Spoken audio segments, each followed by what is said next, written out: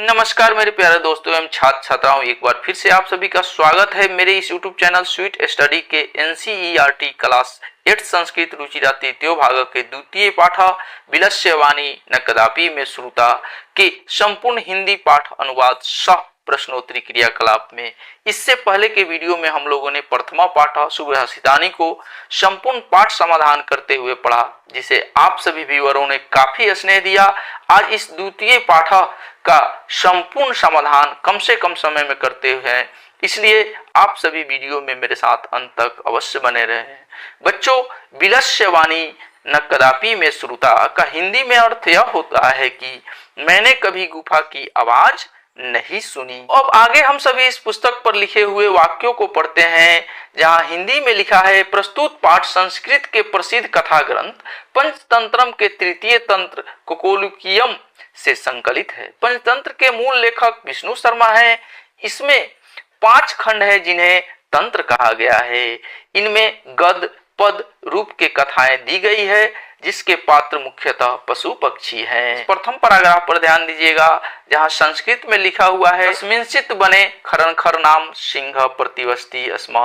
किसी जंगल में खरनखर नाम का एक शेर रहता था। सह कदाचित इत्सतः परिभ्रमणं क्षुधार्थ न किंचिदपि आहारं प्राप्तवान। किसी दिन भूख से पीड़ित इधर उधर घूमते हुए उसने कुछ भी भोजन प्राप्त नहीं किया। तथा सूर्यास्त समय एकांग महतिं गुहाएं दृष्ट्वा सह अचिंत्यत। उसके बाद सूर्यास्त के समय एक बड़ी गुफा को देखकर उसने सोचा कि नूनम एतस्या गुहायां रात्रौ को अपि जीवा आगच्छति, यानी निश्चित रूप से इस गुफा में रात्रि में कोई प्राणी आता है।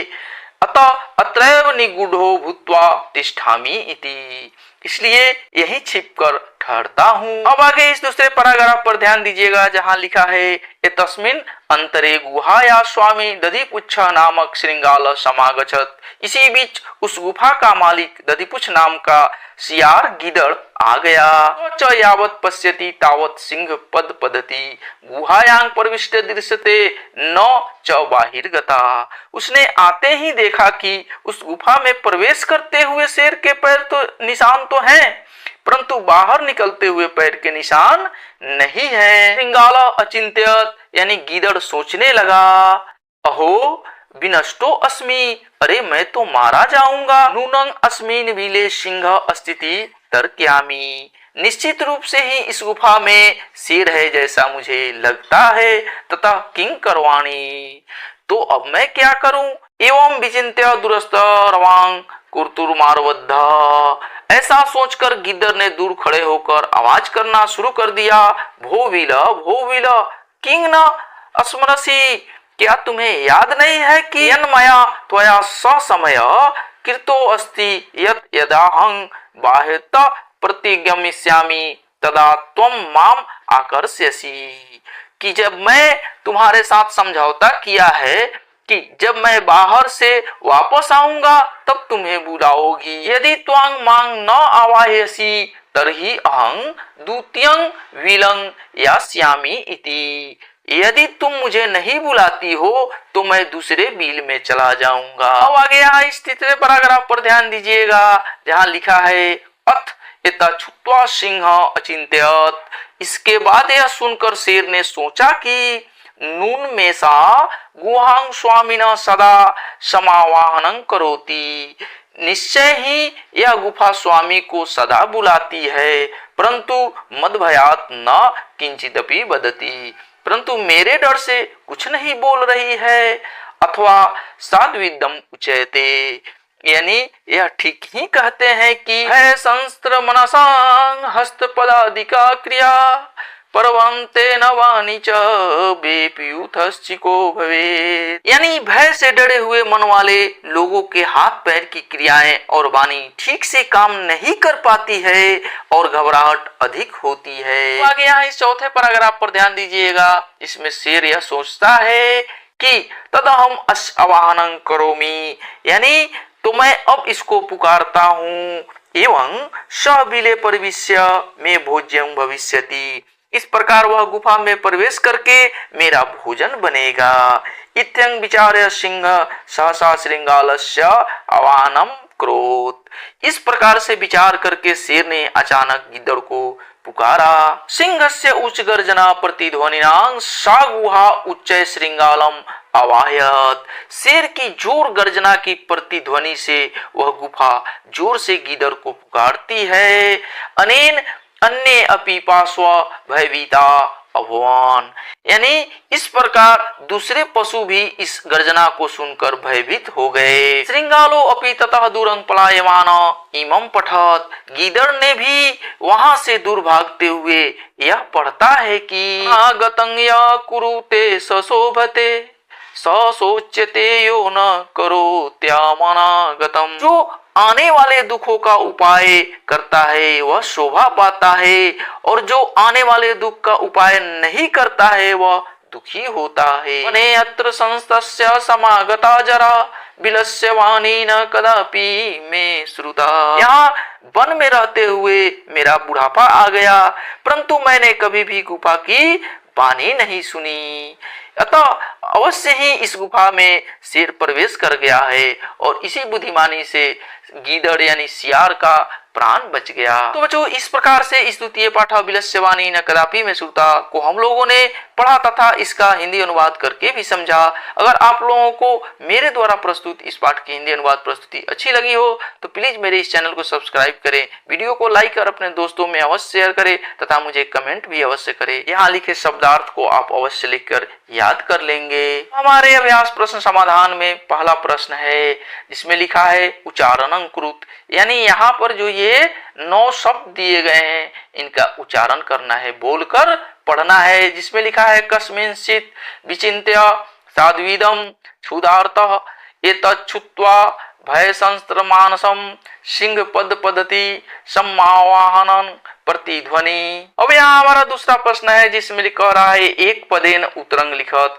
यानी यहाँ पर ये जो 5 प्रश्न है इनका उत्तर एक पद में संस्कृत में लिखना है, एक शब्द में लिखना है। कौन नंबर प्रश्न है जिसमें लिखा है सिंहस्य नाम किंग, सिंह का नाम क्या था, तो सिंह का नाम खरनखरह था।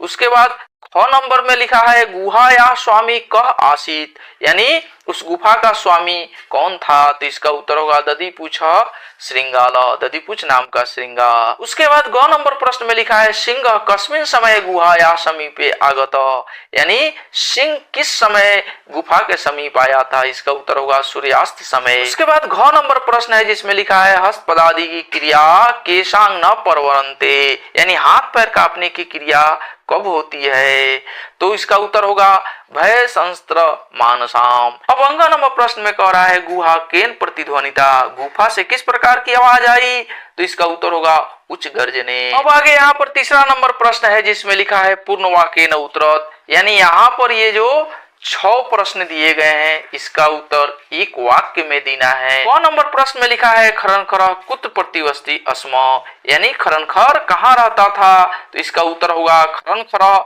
कस्मिंश्चित् वने प्रतिवस्ती अस्म, खरनखर किसी वन में रहता था। 6 नंबर प्रश्न है महतिं गुहा दृष्ट्वा सिंह किम अचिंत्यत, यानी बड़ा सा गुफा देखकर शेर क्या सोचने लगा, इसका उत्तर होगा महति गुहायांग दृष्ट्वा सिंह अचिंत्यत नूनम एतस्यां गुहायांग रात्रो कोऽपि जीव आगच्छति अतः निगूढ़ो भूत्वा तिष्ठामि इति। 9 नंबर प्रश्न है श्रृंगाल किम अचिंत्यत, यानी सियार गीदड़ क्या सोचने लगा, इसका उत्तर होगा श्रृंगाल अचिंत्यत अहो विनष्टो अस्मि नून अस्मिन् बिले सिंह अस्थिति तर्क्यामि ततः किम करवाणि। 9 नंबर प्रश्न है जिसमें लिखा है श्रृंगाल कुर्पलायित, सियार कहाँ भाग गया, इसका उत्तर होगा श्रृंगाल दूरंग पलायित, यानी सियार दूर भाग गया। अंग नंबर प्रश्न है जिसमें लिखा है गुहा समीप आगत्य श्रृंगाल किम पश्यति, यानी गुफा के पास आने पर सियार ने क्या देखा, तो इसका उत्तर होगा गुहा समीप आगत्य श्रृंगाल यावत् पश्यति तावत् सिंह पद पद्धति गुहायांग प्रविष्टे दृश्यते न च बाहिर्गता, यानी गुफा के समीप आया तो उसने देखा कि यहाँ आते हुए शेर के पैर के निशान तो हैं लेकिन जाते हुए शेर के पैर के निशान नहीं है। 9 नंबर प्रश्न में लिखा है क शोभते, यानी कौन सुखी है, तो इसका उत्तर होगा यह अनागतं कुरुते स शोभते, यानी जो आने वाले दुख का उपाय पहले ही कर लेते हैं वही सुखी रहते हैं। यहाँ इस चौथे नंबर प्रश्न पर ध्यान दीजिएगा जिसमें लिखा है रेखांकित पदानि अधीत्य प्रश्न निर्माणं कुरुत। यानी यहाँ पर ये जो 5 प्रश्न दिए गए हैं इसमें जितने भी रेखांकित शब्द हैं इससे प्रश्न का निर्माण करते हैं। जैसे क नंबर प्रश्न में लिखा है क्षुधार्त सिंह कुत्रापि आहारं न प्राप्तवान। यहाँ क्षुधार्त शब्द जो है रेखांकित है तो इससे प्रश्न बनाएंगे, इसका उत्तर लिखेंगे कीदृशः सिंह कुत्रापि आहारं न प्राप्तवान। ख नंबर में है दधि पूछा नाम श्रृंगाला गुहाया स्वामी आसीत।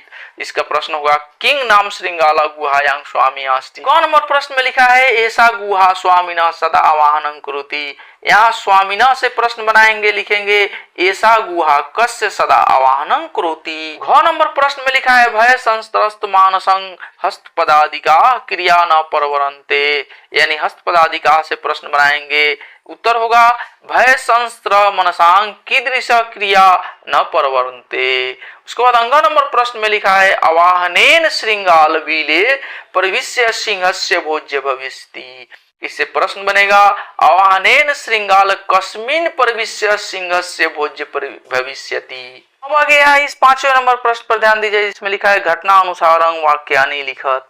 यानी घटना के अनुसार वाक्य को लिखना है। यहाँ पर ये जो 7 प्रश्न दिए गए हैं या इधर का उधर उधर का उधर लिखा है, घटना के हिसाब से जिस तरह पाठ में लिखा गया उस तरह इसको सजा देना है। सजाने के बाद क में परिभ्रमण गुहा क्षुधार्थ हो जाता सिंह एकांग महती गुहायांग अपश्यत। ग में होगा गुहाय स्वामी दधि पूछा नाम श्रृंगाल समागच्छत। ग में होगा दुरस्थ श्रृंगाल रवं कुर्तुर्माबद्ध। अंग में होगा सिंह श्रृंगाल वाहनेम क्रोध। च में होगा दुरंग पलायमान श्रृंगाल श्लोक पठ। छ में होगा गुहायाम को अपि अस्ति इति श्रृंगालस्य विचार। छठे नंबर प्रश्न पर ध्यान दीजिएगा जिसमें लिखा है यथा निर्देश मूत्रत।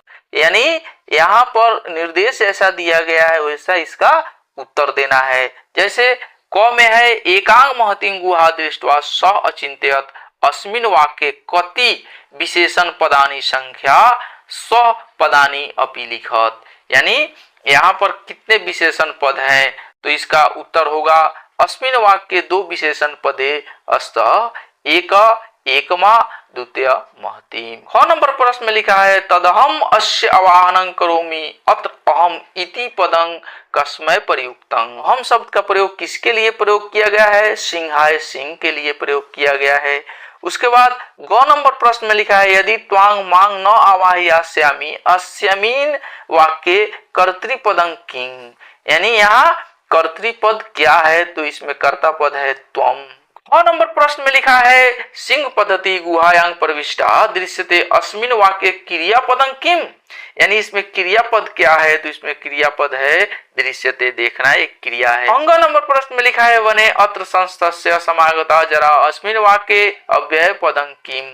इसमें अव्यय पद क्या है तो अत्र इसमें अव्यय पद है। यहाँ इस 7वें नंबर प्रश्न पर ध्यान दीजिए जिसमें लिखा है मंजूषात अव्यय पदानि चित्वा रिक्त स्थानानि पूरयत। यानी यहाँ पर ये शब्द जो शब्द दिए गए हैं इसको चुनकर यहाँ पर ये जो वाक्यांश दिए गए हैं इसमें भरना है। जिसमें लिखा है एकस्मिन् वने कश्चन व्याधय जलं तीर्थयर दूरे स्थित क्रमशः आकाशात् स परिवार कपोतराज नीचौ आगच्छत यदा कपोता तण्डुलान् अपश्यन् तदा तेषां लोभो जात परं राजा सहमतः नास्ति तस्य युक्तिः आसीत् तर्हि वने कोऽपि मनुष्यं नास्ति कुत तण्डुलानां संभव। परम राज्ञ उपदेशम अस्वीकृत्य कपोत तण्डुलान् खादितुं प्रवृत्ता जले च निपातित अतः उक्तम सहसा वदति न क्रिया। तो बच्चों इस प्रकार से हम लोगों ने इस द्वितीय पाठ विलस्य वाणी न कदापि में श्रुता को संपूर्ण रूप से हिंदी अनुवाद कर समझते हुए अभ्यास प्रश्नों का भी समाधान एक ही वीडियो में किया। अगर आप लोगों को मेरे द्वारा प्रस्तुत यह संस्कृत की वीडियो अच्छी लगी हो तो प्लीज मेरे चैनल को सब्सक्राइब कर वीडियो को लाइक अवश्य करें, कमेंट भी करें ताकि मेरा भी उत्साह बना रहे। तो मिलते हैं नेक्स्ट वीडियो में, तब तक के लिए नमस्कार, जय हिंद।